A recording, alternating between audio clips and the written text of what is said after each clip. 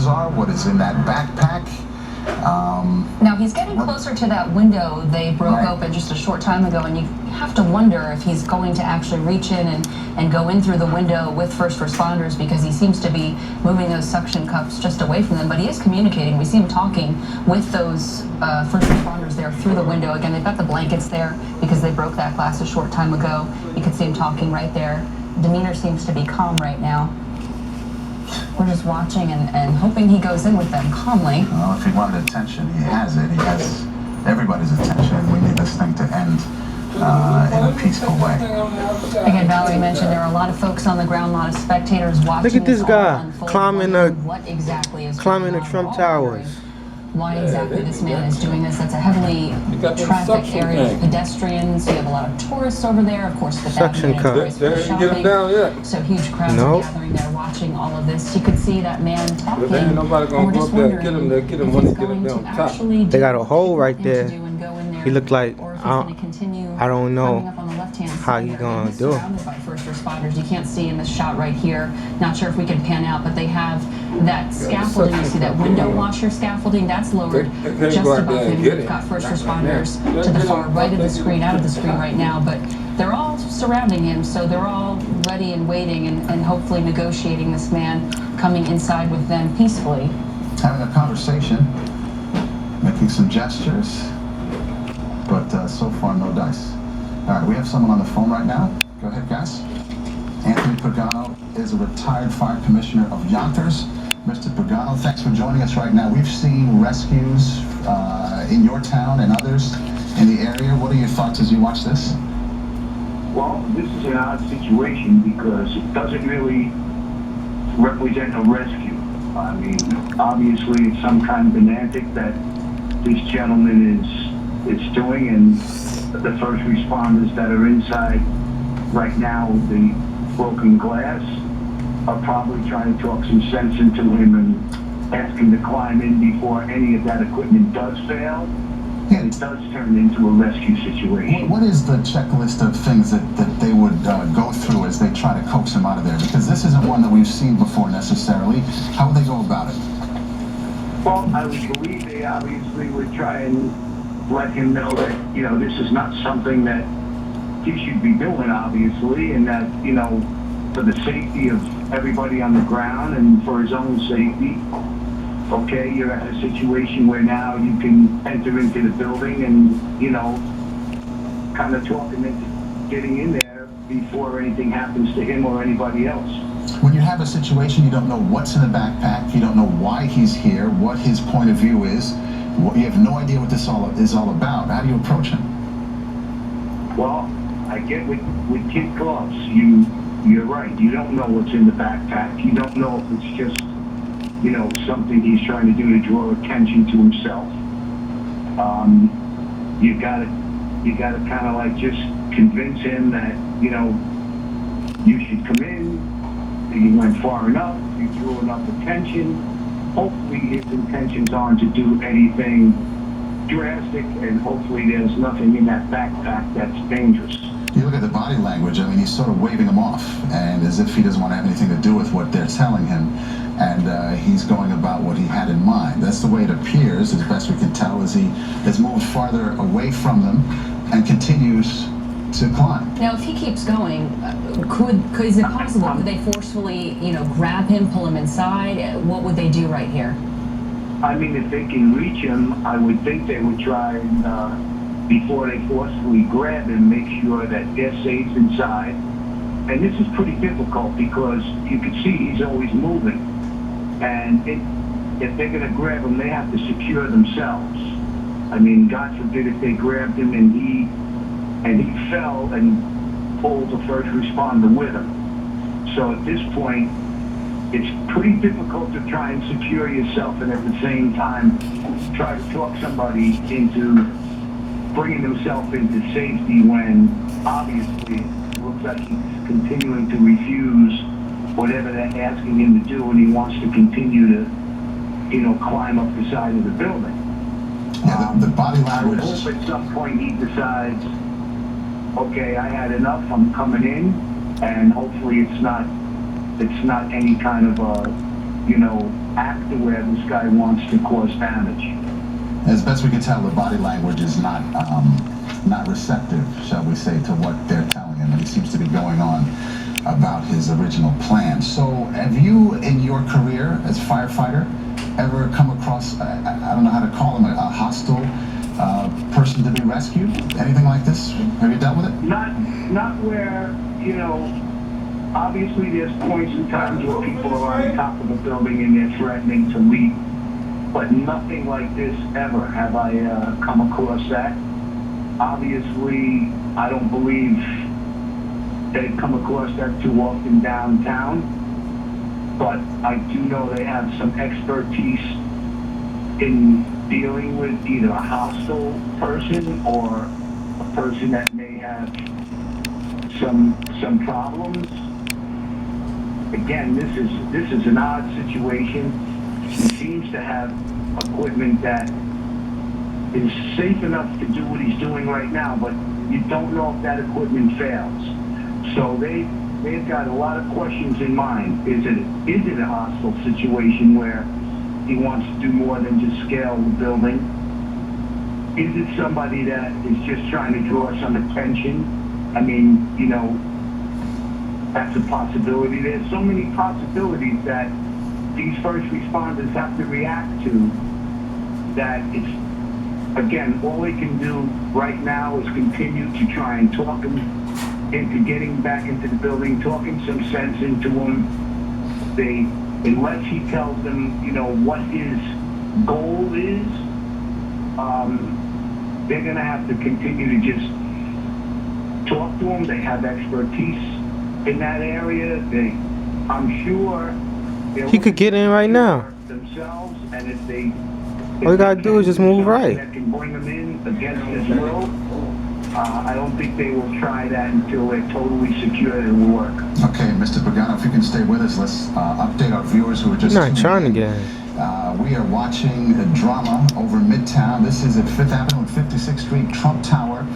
There is a man climbing up the side of the building with suction cups and some harnesses and a pair of sneakers and a backpack. No idea why, no idea who or what is in that backpack, why he's doing this, what he has in mind, but he's got the attention of the NYPD, who, as you can see, there's an emergency services officer there trying to talk him down.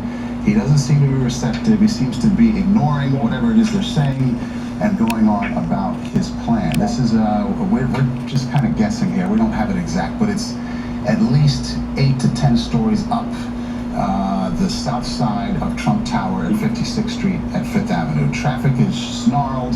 Tourists are watching. You may have seen the picture just a second ago. People are taking pictures.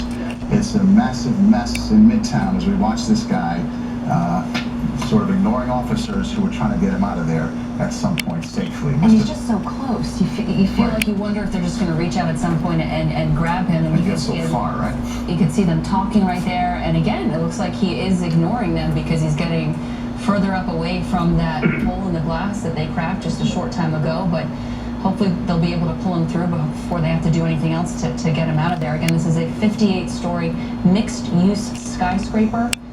A lot of folks down on the ground. We know our own Valerie Castro is down there. Hopefully we'll get an update from her in just a short time as to what the NYPD is doing on the ground there. We know people are watching. Traffic, as Maurice mentioned, is snarled in the area. You can see a car there moving pretty slowly. This man's been at it for quite some time, not moving very fast. Again, it is a 58-story building. We're guessing he's about 10 stories up there right now. They've been talking to him for quite some time, but it looks like he's ignoring them. He's surrounded by first responders. They have what appears to be one of those window washer scaffolding buckets above him. Right now, they have first responders to the far right of him. Again, they broke that glass a short time ago, so he's pretty much surrounded at this time, and things seem calm. We're not sure what the move is going to be next, but we're all watching. And again, we don't know what this man is doing this for. Obviously, he wanted attention, and he sure got it. We don't know what's in that backpack. Okay, we have someone else on the phone right now. Guys, if you can tell us. Look over there, somewhere over there. From the Yonkers Fire know Department. Mr. Grimm, thanks so much for watching. As you watch this, NYPD is trying, but with no success so far. What do you do? This is a tough one. You can definitely see that that he has mobility and he's definitely a rock climber. just based on the equipment that he has and how he's using all his equipment. So, you know, he definitely has some experience. So it's going to be tough for ESU to try to get this guy. Yes, and as we watch several stories below, they're putting up something inflatable. Looks like something to give him a soft landing, if you will. If someone can give us a count on which story that is, we can't tell here, guys. Someone help us out, please. But we can't. He's several stories up. He's been ignoring first responders. Mike, you know, you talk, you try. How long do you wait this out? You know what? It's really a tough call. I mean, it really depends on what PD or the fire department, what their plans are. I mean, I see that they're deploying some type of blow up mat on the bottom. You know, the only issue with that is, you know, they're going to have to take them off those suction cups, and in order to get off those suction cups, you know, they're going to have to get all the air out of them, unlock them, and then he's going to fall. But you know, I don't know if I really see that as happening. I think that's a little dangerous. Well, you can only imagine that they would try to grab him, and that would be a precaution if he were to fall. Or if he were to fall on his own, who knows? But, I mean, you train for a lot of things. I don't know if this is one of them. You really don't train much for this. I mean, this is kind of like chasing somebody, you know, chasing them on some equipment, and you really don't, usually most of the time they're just hanging there waiting for you to come down and get him. Right. And now he's mobile, so it makes it a lot harder. Right, and as a firefighter, you're on the scene with people who want to be rescued. This is a belligerent, hostile situation. What do you do? What do you do? I mean, I think that their best move would probably just take out one of the bigger windows and try to corner him, and then take out a window on the side, and then he really has nowhere to go. You can reach and grab him. Maybe a window below? I mean, we're really making this up as we go along, right?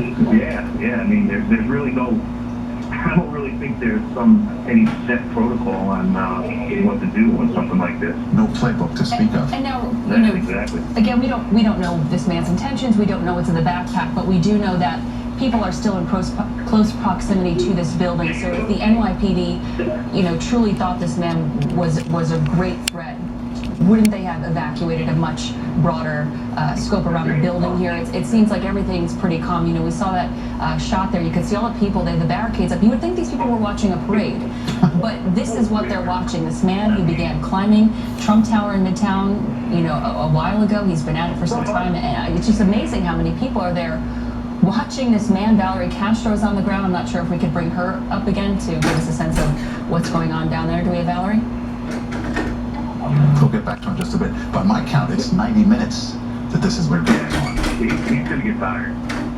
He's got to be tired at this point.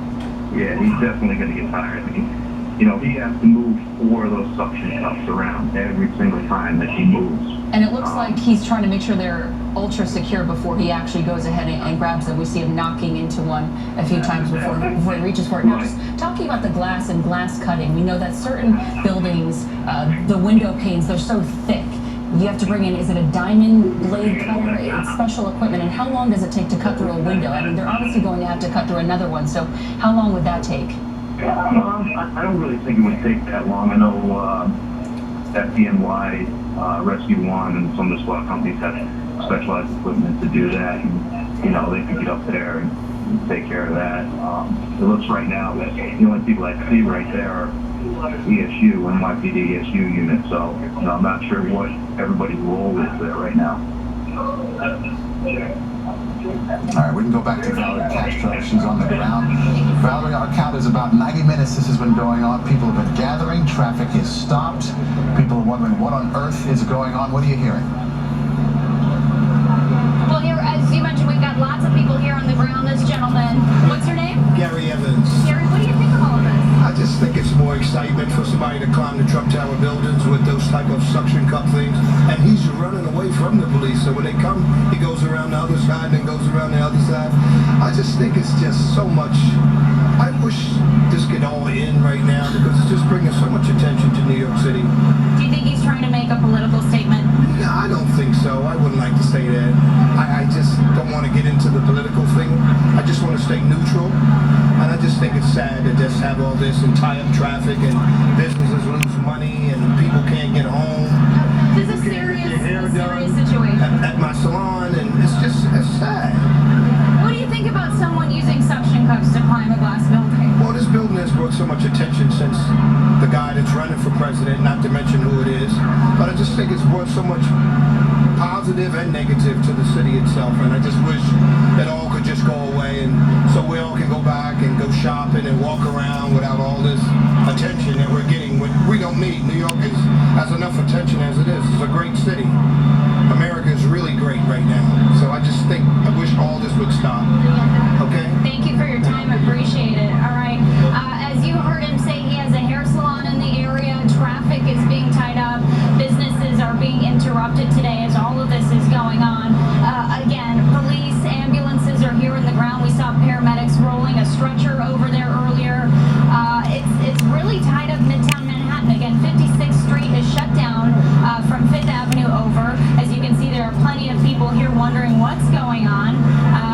Again, still trying to find out the motivations. Is this a political statement? Still very unclear.